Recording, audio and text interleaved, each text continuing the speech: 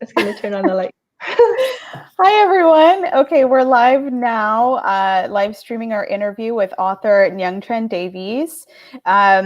It's great to have anyone here from SLJ's Day of Dialogue. My name is Bronte Germain. I'm the sales coordinator at Second Story Press. And I'm so excited to be interviewing Nhung. Nhung is an author, physician, mother of three, and an advocate for social justice in education. Her family came to Canada as refugees from Vietnam in 1979.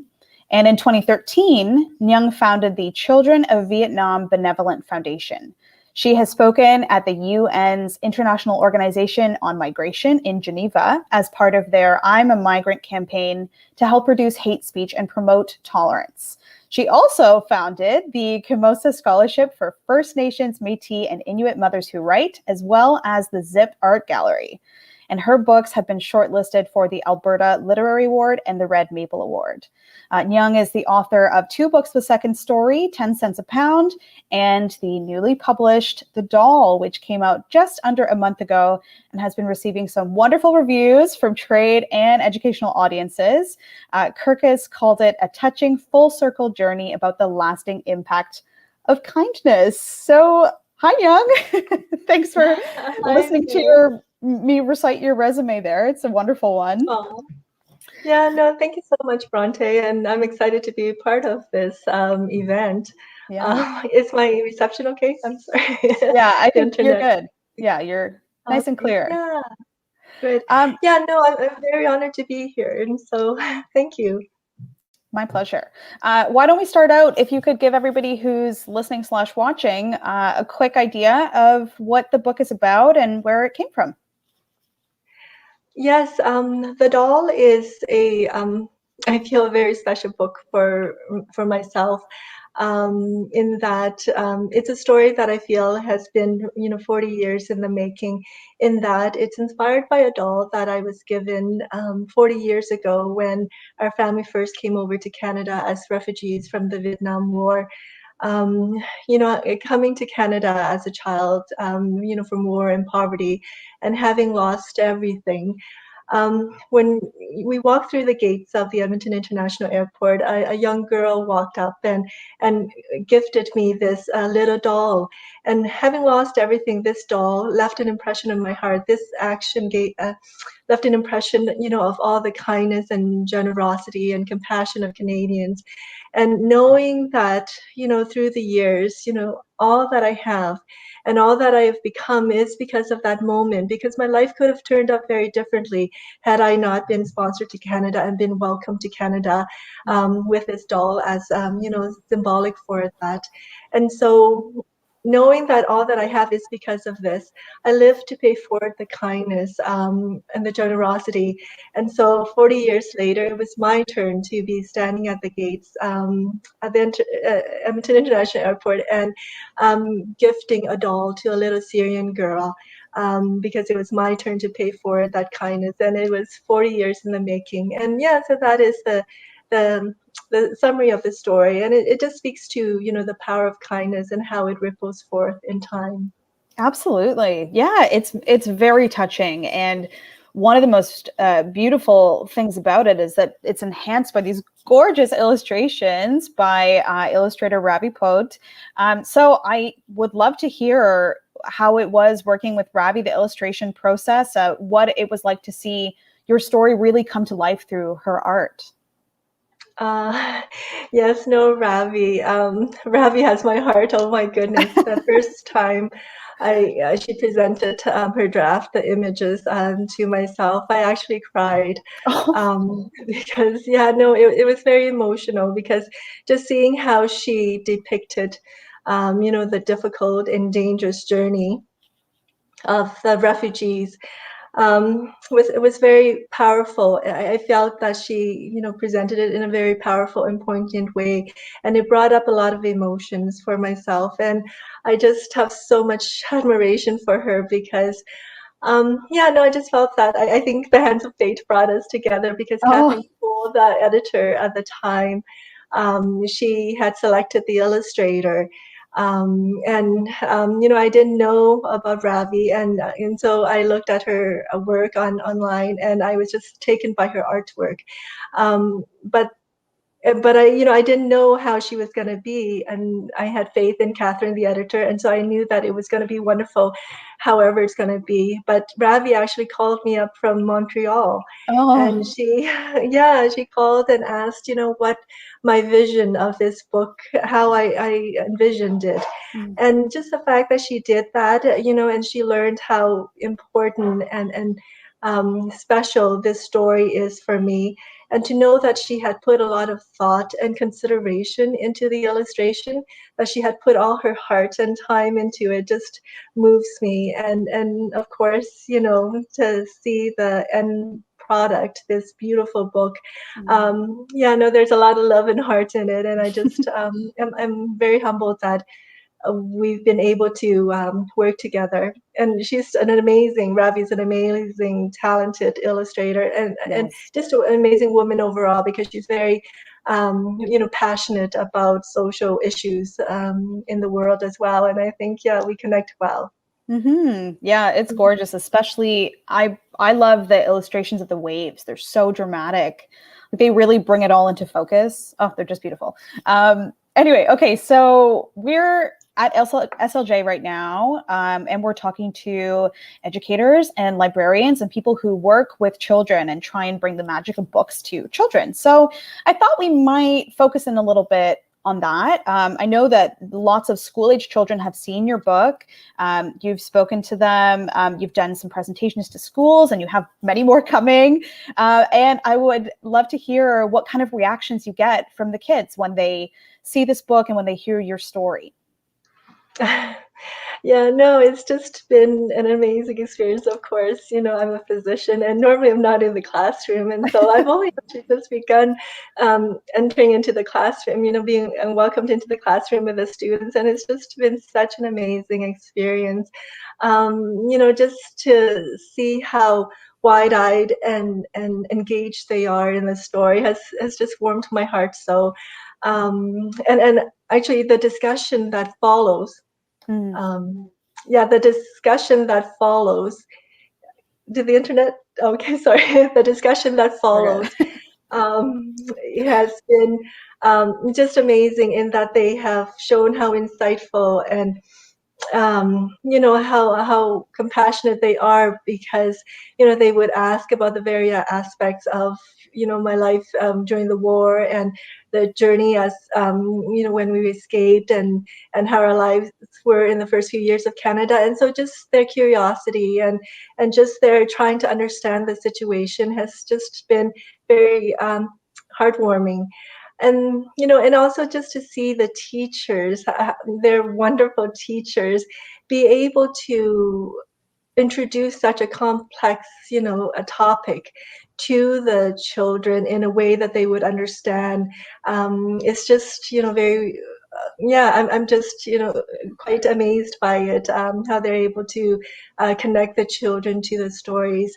A teacher, one of the teachers that I had messaged myself, actually, she teaches grade 4, and she actually read the book to her grade 4 students, and she messaged me and said that all her students love the book. And she pointed out to one autistic student, actually, who said that he really loves the story, and he wanted to get the book because he wants to read the story to his siblings. Oh. He told her that, even though they are not refugees, they are immigrants. And so just to hear that, to see that they are reflecting upon such issues, is just, it moves me so. And another student apparently borrowed the book for her class, and brought it back and said she loved the book, and it was the best book ever. But they're young, but I take that. I'll take that review. Yeah. So yeah, no, it's just been wonderful. And of course, children, I always feel, embody the hope for our future. And so to know that they are recognizing, the issues with immigrants and refugees, I think, it holds promise for the future, that there will be more understanding around the issue, and that they will not turn their backs on refugees. And yeah, no, it's just been wonderful. Yeah, I mean, honestly, those positive reviews from kids, they're valuable. They're worth a lot. They should not be Yes, discounted I by know any there's. means. That's wonderful. Yeah, my next question was going to be, what kind of conversations do you hope that the book can start with kids? So, I mean, you kind of touched on it about being accepting of refugees in the future. I suppose that's kind of in line with prejudice and kindness. Is that Yes. right? Yeah.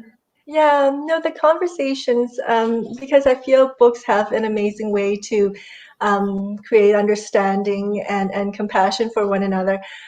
With this story, I feel the conversations that um, it will trigger is one is that we are a nation of immigrants, and just for the students to reflect upon that, that many of us, aside from the indigenous population, Mm, many of us are or all of us are immigrants, and to recognize the diverse culture, the diverse language, and the religion and our background, our different journeys, and just to recognize that and reflect and have conversations about that. I think it's important. It's important because to see this tapestry of multicolor mm, background is it just helps recognize that our country is more beautiful. And it not only applies to Canada, but the United States and yes. many countries around the world, considering how the issues with refugees are, and of course, immigration is an ongoing part of society and humanity, migration in general. The other conversation that I think this book will trigger is the fact that it's about the plight of refugees. And to with the help of Ravi's illustration depicting the difficult and dangerous journeys of refugees, I think it will help in the discussion of how the search for hope and freedom is a universal theme for many of us, and to know that there is um, to the horrors of war and the atrocity to humanity. These are is discussions that are important because I don't want our children to forget the past, because to know the past means that they will help build a better future, because when humanity knows better, we will do better. And for them to know that refugees become refugees because we are forced to, because of the war, the poverty, the persecution, and such. And it's not a choice. And so, therefore, none of us should turn our backs on refugees. These are the important discussions that I think will come from a book like this. Um, and of course, the most important, one of the most important, is the fact that we all should have the conversation about kindness. Mm, To have that knowledge that kindness is quite a powerful force. That there are really no small acts of kindness, because we often forget that our every action has an impact on others. yeah. And so to recognize that an act of kindness in a moment of time, no matter how small it appears, can actually, ripple forth, beyond our doors and across the sea and through the generation, as Mm, our story exemplifies, I think is an important knowledge that we all need to appreciate. And yeah, because I always feel that kindness is a very practical solution to many of our ailments in society and around the world. All the conflict and strife. The kindness can be powerful in changing that. absolutely. I mean, yeah, it's definitely the overwhelming sort of message that I get from the doll, and that I think many of readers get. Yeah, I mean, it ties beautifully into the sort of social and emotional learning that's so popular right now. The sort of value of kindness and courage and determination. So it's fantastic, and I mean, we've had these very emotional responses from kids, but also from adults. You know, when your book Pre-Pub was up on NetGalley and other places like that, we had some phenomenal reviews, very emotional reviews. I'd love to hear if if you expected that kind of response and what it felt like to hear about those responses from parents or caregivers who read your book and wanted to share it. Yes, I had no idea. I honestly had no idea that people would connect with it. So, because, as a writer or an artist, as a writer for myself, I write because I love the written word. And you write because for myself, I have sometimes my mind gets pretty restless over things, especially social issues. And so I write because I want to tame that thought and calm it down with the written word. Mm. And so yeah, so I wrote things. I write things because they're important messages that I would like to relay in a story. But of course, when you write and create things, you do in some way hope that others appreciate the story as well. Um, but it's scary though when you write and you present it. You feel a little vulnerable because when you put your final product out there, it you're vulnerable to being judged and with critique of praise as well as criticism. And so it is a scary process each time you put forward a piece of yourself in a story. But even with the book launch, when I had it, the Yes. curbside book launch, Mm. not too long ago at the end of April, I actually seriously did not think anyone would come. I was going to stand on the sidewalk by myself with a book. And I, ordered 50 cupcakes, and I was afraid that me and my little boy, would be eating cupcakes for breakfast, lunch, and dinner for the rest of the month. Oh dear. But actually, people actually came, and people from the city actually drove out to Kalmar to buy the book because they heard of the book, and some of them were actually people who sponsored other Vietnamese, other Oh, wow. refugees in the past. So they came out and bought the book because they connected to it. Yeah. Of course, the sponsors who sponsored our family came out and supported the book too, Oh, that's without an lovely. obligation. But there were strangers there who bought the book, and Yes. I was very humbled by that. Um, and yeah, it's just to see, and we actually even sold out You did. that day. Yes, it was just amazing. And so it's just very humbling to go through this experience and to see how this story resonates with so many individuals. And yes, I did catch a few reviews on Goodreads and such, and to read that this story had moved some individuals to tears, and that it had started conversations between Mhm. them and their children, about their grandparents' journey. Because I think many kids would see their own family's journey, or their grandparents' journey in the story. And so to know that these conversation is happening is just very touching for me. Um, and yeah, and just it's just been so yeah, the word is humbling, and I'm just grateful for the support that this book has been getting, and to know that, because I feel that books, as I've mentioned many times, have a powerful way of creating empathy and Mhm. compassion, and so I think the conversations that are being had with the book, it will be in some ways.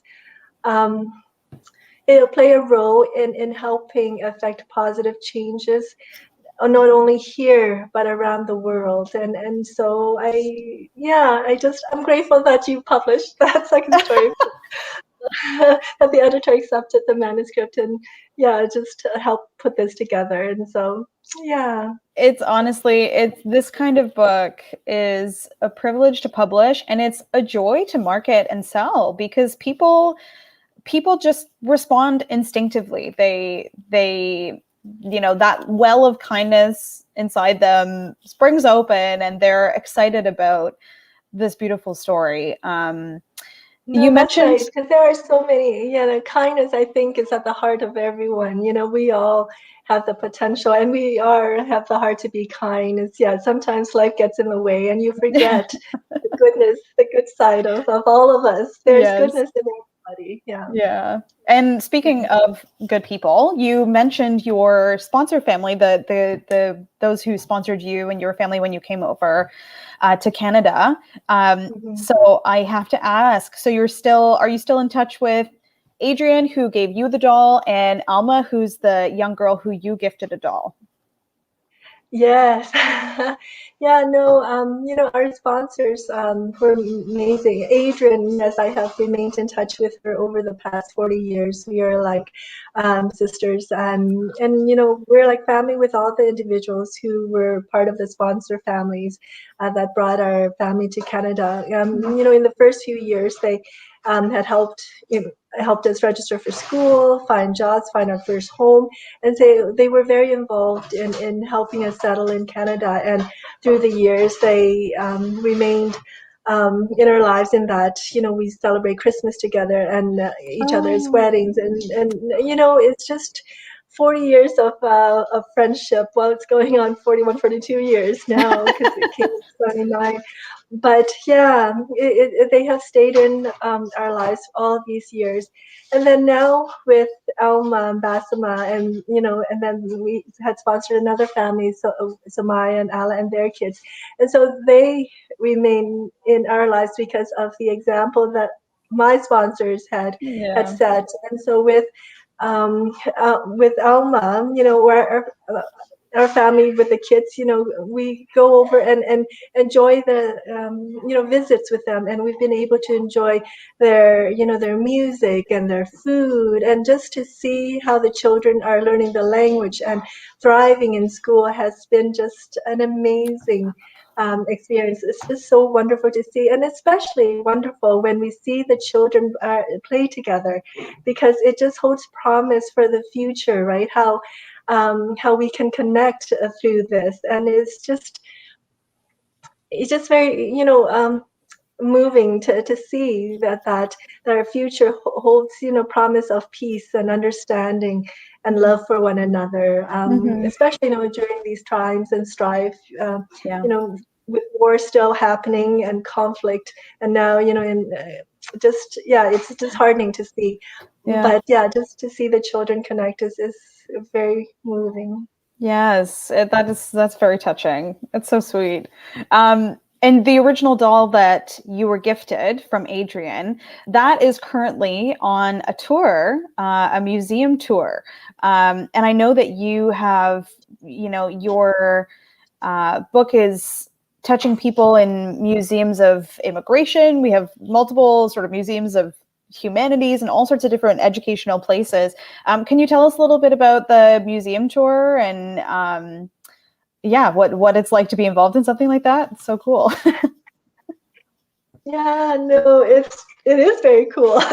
That is the right word. I had no idea that people would connect to this story. And then one day, the Canadian Museum of Immigration appeared. Anyone reached out and curated wanted to have the doll, which I had given a doll to little Elma, but of course I could not part with my own doll, so I had my own doll, Yes. and I bought another one for Elma. But that doll, my doll, the museum had curated it, and yeah, no, it was in an exhibit, Refuge Canada, which speaks to the life of refugees, the life before, and they discussed issues with the fear and displacement and life in Canada. So it's just an amazing exhibit that they had called Refuge Canada, and so to be a part of that was amazing in itself.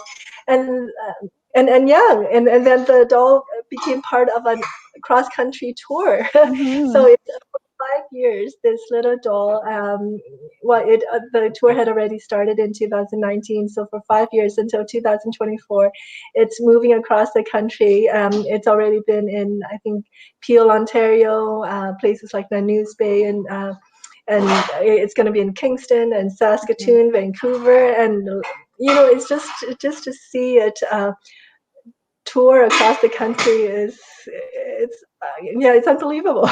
This Are you little are you doll. gonna But I remember when I packaged the doll up. I took the doll to FedEx and packaged it up. It was like sending my little child off on a vacation of her own, and it was Oh, just the emotional experience. It was neat, and each time the doll arrives at a different destination, the staff with the museum contacts me and says the doll has arrived safely. I was So gonna say, I bet you're gonna be happy to get the doll back in 2024, like 3 years from now. indeed. Yeah, no, for sure. But yeah, no, just to know that a part of me, a part of my story is in a museum is just, I am just so honored and humbled that this little story, that people out there are appreciating this little story. And this little story is in a museum where others can read about it and to be able to reflect on on how life is and the journeys of refugees. And in their reflection, it may trigger, actions that Mhm. may continue on to affect, positive changes in the world. And so, just to know that is very humbling. Um, yeah, it's just an incredible feeling to know that something, a part of me is part in a museum, and Yeah. that I am a part of Canadian history. Yeah, And it's I can't fathom that. It's I just, yeah, know. beyond It's really me. It's cool. surreal. Yeah. Yeah. Yeah, I mean, I think it speaks to the sort of timelessness of the story. And like we're talking a lot about Canada, but of course it's, as you mentioned before, it's really all of North America and so many other parts of the world too. Like the themes of immigration, migration, refugees are not exclusive to Canada or even North America, especially right now. And kindness is universal, as you have said wonderfully. Yes. So I don't see any questions in the chat. If anybody has any questions, please feel free to pop them in. And I'll just ask you something. I want to ask you something that popped into my head when you were talking about how much you enjoyed writing this book. And I was wondering, have you found it a different experience from when you were writing 10 cents a pound, whether it was your writing process or the publishing process? Obviously, you publish kind of mid pandemic, hopefully on the tail end sort of us moving into a different stage, but it's a very different world. I mean, has it been a very different experience for you? Yeah, different in that, for sure, coming up out with a book and during the pandemic has been um, different, because I was actually resigned to not doing anything at all Oh, because you couldn't get together. And mhm. and so you post a few notices on social media and such, and yeah, but ideas came, and the way it is promoted is different, and so you have to be a little bit more creative in that way. But with respect to the writing, the 10 cents a pound came about. It speaks to the power of education, because I'm very passionate about education, and so it speaks to that because, as part of the Children Vietnam Benevolent Foundation, I had visited Vietnam to see some of the projects we were helping, and just to see the poverty there and the struggles, the decisions that children have to make to go to school. So I wrote that story actually on my trip back home, on the Oh, plane. I wow. wrote it out, the first draft, on the plane. Whereas with the doll, I didn't anticipate writing it, but after my experience with gifting the doll to Alma at the airport, I had a lot of feedback, or people from across the country and a few around the world wrote to me and said they saw on the news of that moment and it had moved them. And so just to know that people connected to that moment many years ago, it brewed in my mind for a couple of years before I started writing down the manuscript for the doll. And so just the how the ideas came to be is slightly different. Um, but yeah, and with the doll as well.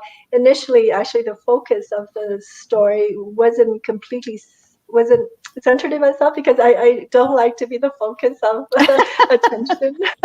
And so actually the initial manuscript had the story slightly um, the emphasis is more on Adrian, and the idea of how many of us don't recognize how our actions can be small actions can be so beautiful, but with a beautiful editor, Catherine, she shifted it to tighten the story, and so we're a little bit more editing, but but in the end, it came out beautifully, and so it's been good.